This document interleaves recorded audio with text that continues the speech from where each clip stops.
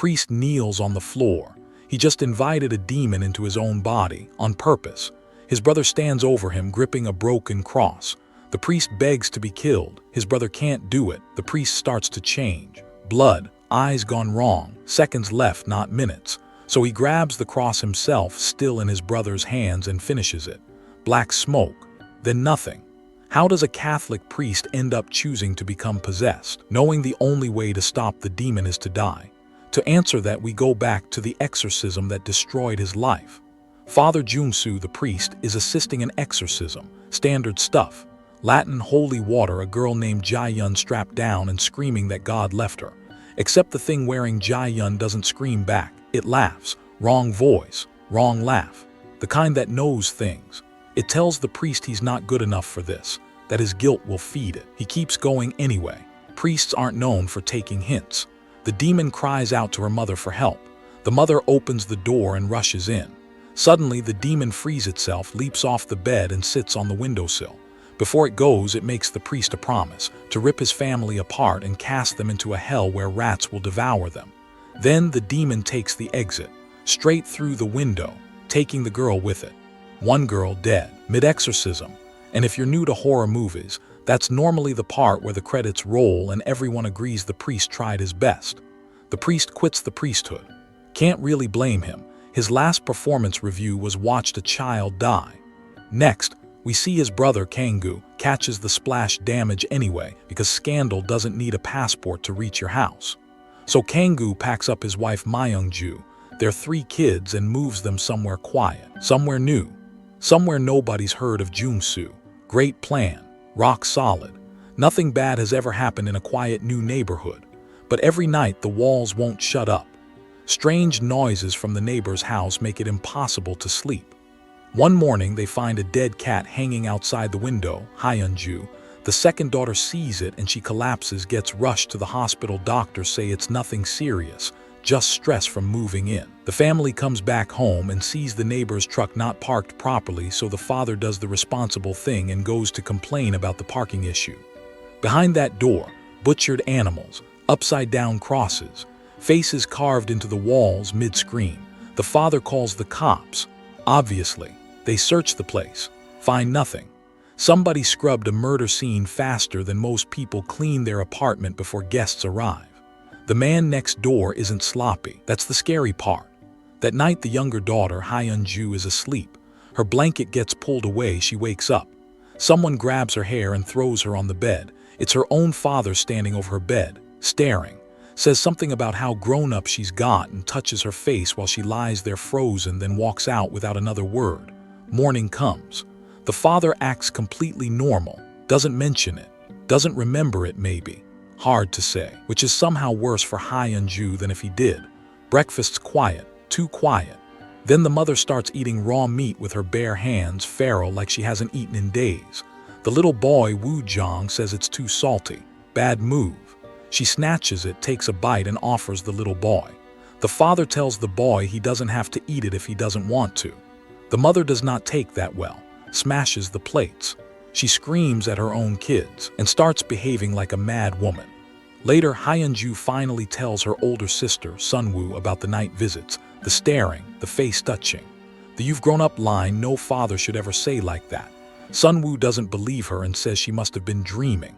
They go back and forth, and then their father suddenly shows up. He's been listening the whole time, and now he's standing in the doorway, holding a knife. The girls manage to push him aside and run outside. He then appears in front of them, grabs the older sister and throws her down the stairs, knocking her out. Hyun-ju runs and hides for dear life. He chases her down the hall, grabs a hammer and starts looking for her. Elder sister wakes up, calls out to her younger sister. The father shows up with hammer in hand and attacks them. Then a voice comes from downstairs. It's their father's voice. So strange. The one in front of them drops the hammer and walks off. The real father comes upstairs, finds a hole in the wall and 2 terrified daughters, and asks if they were fighting. Frozen in fear, they don't answer. Then a woman picks the hammer back up. Their mother attacks him with it, strikes his hand repeatedly. She smiles at the girls like it's the funniest thing she's ever done, then walks off too. Then the real mother's voice from downstairs. At this point, the whole family is just afraid of everyone. and nobody can say why, because nobody can prove what they saw. So the father does the one thing he hasn't tried yet, calls his brother, who's a priest. Joong-su the priest shows up, hears the whole story and makes a call. Everybody sleeps in one room tonight, safety in numbers, everyone settles in. Except Woo-jong gets up, he sneaks off. Just needs the bathroom, doesn't wake anyone.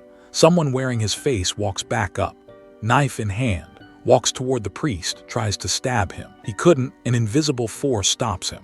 The priest realizes what that means. He can't do this alone, not even close, so he decides to call in the clergy. Before he leaves, he pulls the father aside, quiet, fast, and tells him that his first daughter is possessed by the demon. She didn't drink the holy water, everyone else did. She's the one carrying it. Watch her. That's it. That's the whole warning. No follow-up questions allowed, because he's already walking out the door to find backup. The priest goes to pick up the clergy from the airport, and on their way to help the family. A flock of crows decides that's not going to happen. Car flips, crash. Somewhere off in the dark, help just got violently unavailable and nobody back at the house knows it yet. Back at the house, the father does exactly what he was told, ties his daughter to the bed. She's crying and he's not stopping. A priest gave him a reason, and right now that reason is gospel. Then a priest shows up at the door, covered in blood, says he's the last one standing. He has to perform the exorcism himself. He doesn't waste time. Holy water first, she screams like it's acid. Cross to the chest and she screams again. The stick comes next. Wood repeated hard. She's begging, but he doesn't stop. The mother tries to intervene and gets shoved aside. This isn't an exorcism anymore. This is a man hitting a tied-down teenager and calling it faith. She goes limp. The room goes quiet in that specific way that isn't relief. Meanwhile, the wreck from earlier gets found. Clergy, bodies. One of them's alive. Guess who? The real priest. Bloody, breathing. Which means the priest currently upstairs, mid-ritual, isn't real. The mother can't watch anymore. She tries to stop the ritual. The father shoves her aside, tells the fake priest to keep going. Then he hears a voice, hers, accusing him of siding with evil. And now he's decided his wife is the possessed one. He grabs her by the throat, starts choking her. The fake priest just watches, smiling like this is dinner theater. She fights back, smashes a glass cup against his head. He throws her into a wall, hard enough to really hurt her. And that's when it finally clicks for him. Something about the priest's face is wrong. Took him long enough. He attacks the fake priest, gets overpowered instantly. Then the real priest gets there, bloody, alive, chanting the second he's through the door. The fake priest doesn't fight back, doesn't argue, just disappears. No last words, no struggle. It got what it needed and it's already gone. The real priest walks into the wreckage of what used to be a rescue. His brother on the ground, the daughter tied to the bed, unconscious and still marked from the stick. The mother unconscious on the floor, thrown there by her own husband 20 seconds ago. Nobody in this house has had a good night in a long time. He helps his brother up first, checks on him. Basic triage. Somebody has to be functional, then they hear it. The little boy's voice from the storage room. They go. He's crying, terrified. Says the man who's been with them isn't really his uncle. The father tells him it's fine, it's really the priest this time and they can trust him now.